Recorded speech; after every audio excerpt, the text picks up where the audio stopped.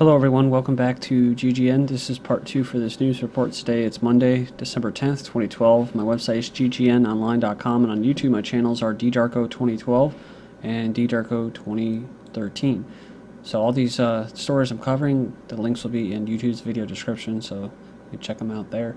We left off with this article. It's a nice propaganda piece from Yahoo or the AP, Reuters.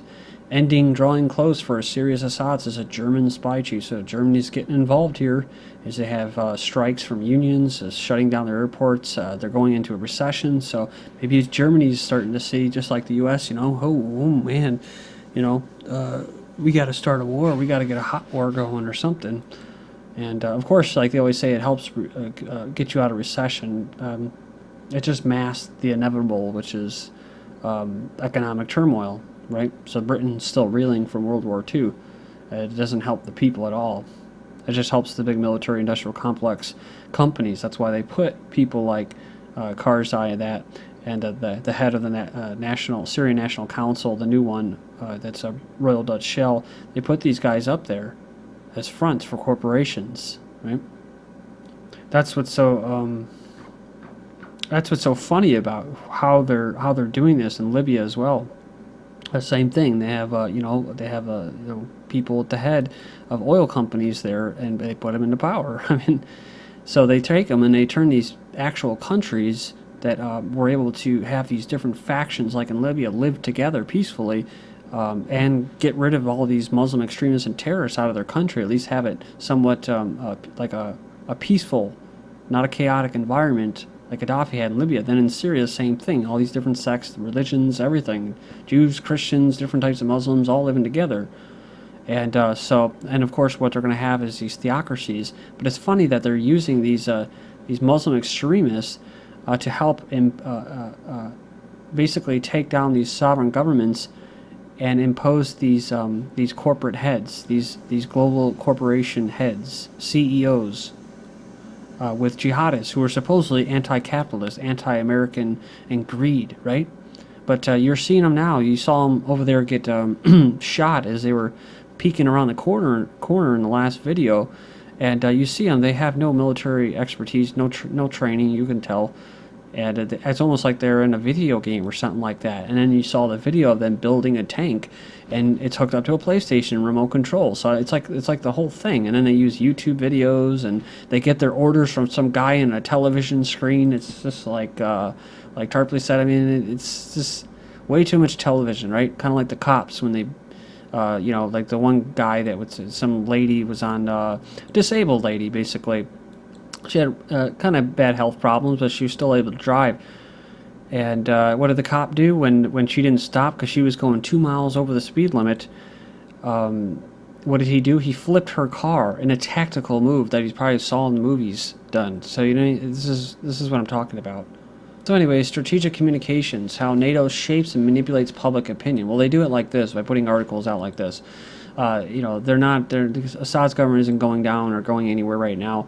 They just wanted to get destroyed from within and put pressure and give Assad the illusion that everything's coming. The troops are coming, right? Ships are docked and they're going to start an invasion. So when NATO forces intervened in Libya last year to help create a regime change and get Gaddafi out of there, military planners were aware that one of the greatest battles of the conflict would not be military but ideological, justifying the legitimacy of their actions to both Libyans and the wider international audience. That's right, the audience. NATO's strategic communications framework for the operation informed officials that managing the information domain will be critical to NATO's efforts being understood and ultimately supported by the audiences. So in order to ensure the support, NATO must use the full range of information and communication abilities to help unify their message and manage and shape perceptions to counter potential misinformation. That's what I'm doing. And to build public support. I'm being sarcastic, of course, when I say the misinformation, because that's what they call people like me. They say, we have to stop these conspiracies, theories, and we have to fix the facts. So they'll have their own little COINTELPROs out publicly, fixing the facts, the Army's Psychological Operation Brigade. There's a little chart down here, and how STRATCOM interacts. It says that NATO's military concept for strategic Communications states that the vision is to put strategic communications at all levels of military policy planning and execution. So this is one of the documents that public intelligence obtained Allied Command Transformation, because it's part of NATO. And you had the political level, public diplomacy, and public affairs. Ooh, public affairs, just like advertising, Edward Bernays, right? Shape and manage people's perception, their opinions, tell them what they desire and what they want, not what they need. Military public affairs, ooh, right at the center, information operations. And the key leader of management, psychological operations, computer networks, that's right, the Syrian rebel terrorists are all hooked up to Facebook, and they're very savvy with social networking somehow. You have electronic warfare and military deception involved. So this is the diagram depicting the relationship between the components of NATO's strategic communication efforts, which is a big deal. Economic crisis fuels military intervention as the chemical weapons threat becomes the new pretext. The U.S. economy is sluggish with fears of a new recession, and Congress sellouts, once again, cannot agree on what to do about the alleged fiscal cliff. It says here that the White House has dipped into the Bush regime's Iraq playbook to seek a new threat that can justify intervention. The non-existent WMDs, of course, were then there to prepare political, psychological conditions for taking on Saddam Hussein.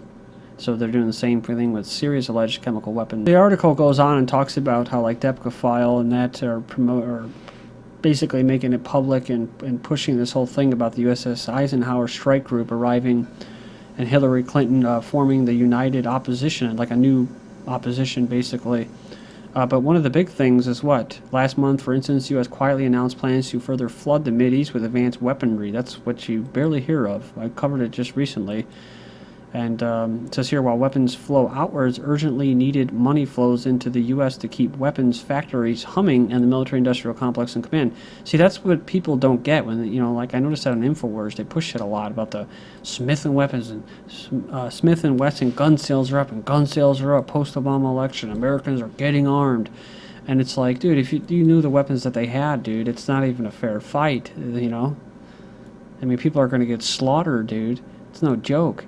And, I mean, it's good to have weapons and have ammunition and stuff like that, but they're pushing it because that's the only reason the military-industrial complex and the global elites allow us to have weapons, because it funds their complexes, it funds their operations.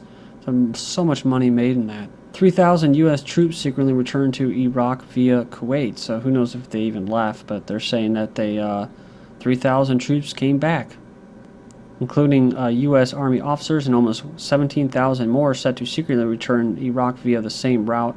They said U.S. troops have secretly entered Iraq in multiple stages and are mostly stationed at the Balad military garrison in Salahuddin province and Al-Saad air base in Anbar. It is interesting, though, because I've been covering about how the central Iraqi government, Baghdad, has been trying to assert its sovereignty. And then you have the whole Kurdistan thing where they're trying to assert their sovereignty. And so this is my theory as to why they would be doing that. SEAL Team 6 member killed in raid. So another one goes down from the mysterious raid on Osama bin Laden, who, again, like I said, was probably already dead. So it was kind of like a nice theater show, like a movie, right? They made a book and everything. And it was, oh, you can't write about this. This is a secret mission, right? And because they don't want to talk about how half the stuff probably didn't happen. Dumping in the body at sea and stuff like that. As one of the special operation troops involved in the raid to free an American doctor from the Taliban in eastern Afghanistan died of his wounds today. So I remember like a whole helicopter of them same guys, SEAL Team 6 and that, went down and got killed right after that. CIA organized fake vaccination drive to get Osama bin Laden's family.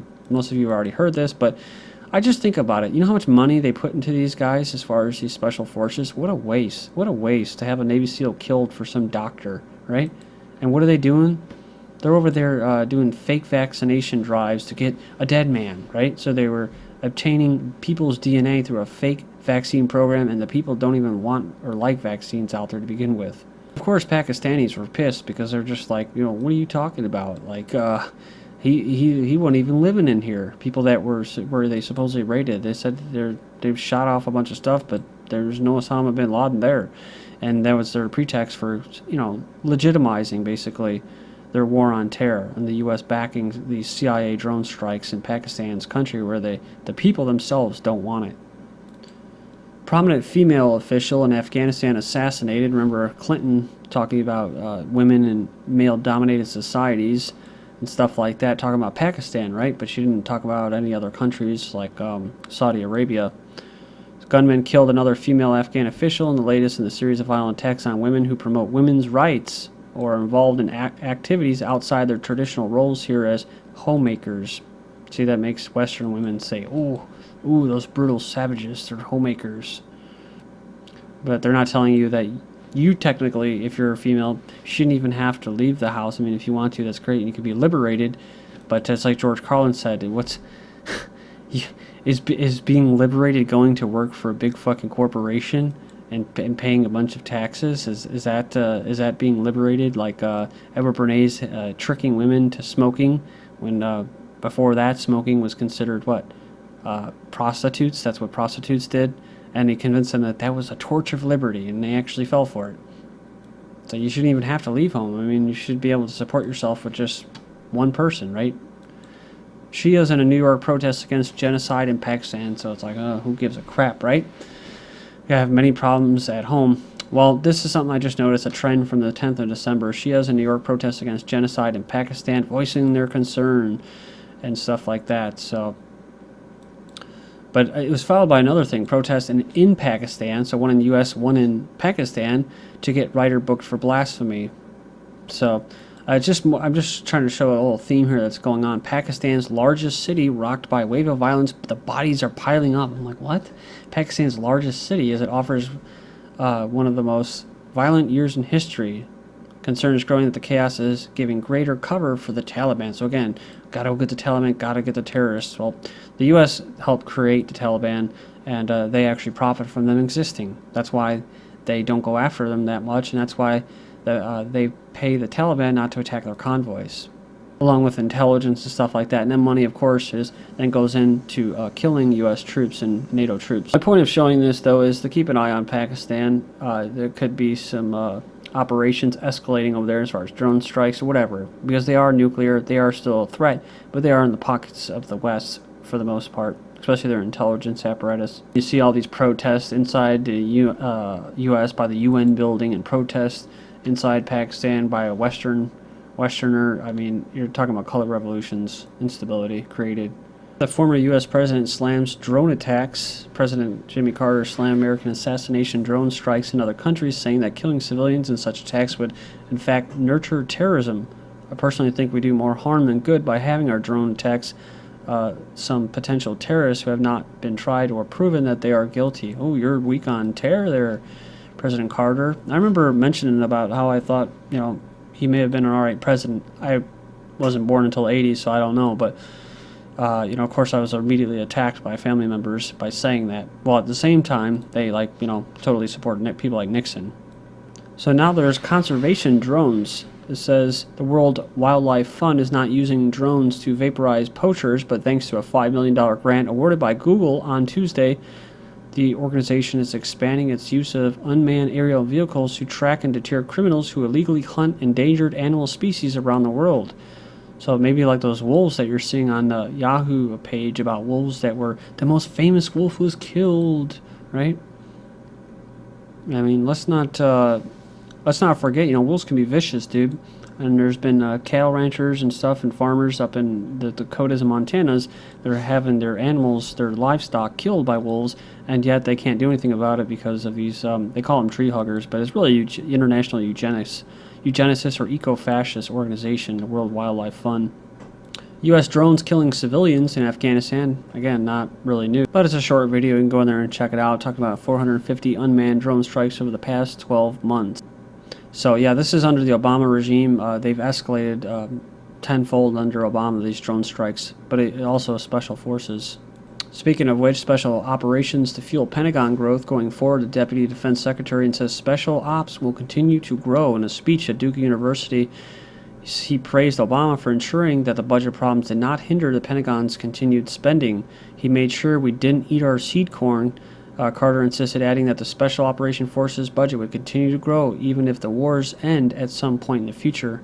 Interesting, because remember I just said that the reason they're doing this special forces move is because there's hardly any sovereign nations to conquer. Let's not forget last week an ambitious Pentagon plan aims to rival the CIA spy network overseas. This is GGN. Thank you.